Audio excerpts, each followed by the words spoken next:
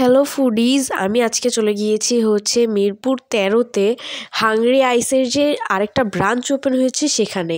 আর এখানে নতুন কিছু ফুড আইটেম ইনক্লুড করেছে, যার মধ্যে আমি ফ্রাইড রাইসের প্লেটারটা অর্ডার করেছি, যেটাতে ছিল চিলি চিকেন আর ভেজিটেবল কারি আর ফ্রাইড রাইস। এটার প্রাইস ছিল মাত্র 200 টাকা। আর 200 টাকায় এখানে রাইসের পরিমাণ, চিলি চিকেনের পরিমাণ সবই যথেষ্ট পরিমাণে ছিল। সেই সাথে আমি একটা কোক নিয়েছিলাম, যেটা 20 টাকার ছিল মোজোটা, ওটা এটার সাথে ইনক্লুডেড ছিল না। আর ট্রাস্ট মি, এটার ইচ অ্যান্ড এভরি আইটেম, মানে এটার fried rice, chilli chicken, even vegetable কারিটাও না যথেষ্ট মজা ছিল। আমি বলবো এটা 100-তে 100 না, 100-তে 150 দিব এটারে, এত ভালো লাগছে আমার। আর সেই সাথে আমার ফ্রেন্ড একটা চাউমিন নিয়েছিল, যেটার প্রাইস মেবি 110 টাকা ছিল, কিন্তু ওইটার টেস্ট না, আমি 2 চামচ খেয়েছিলাম, আমার আহামরি লাগে নাই।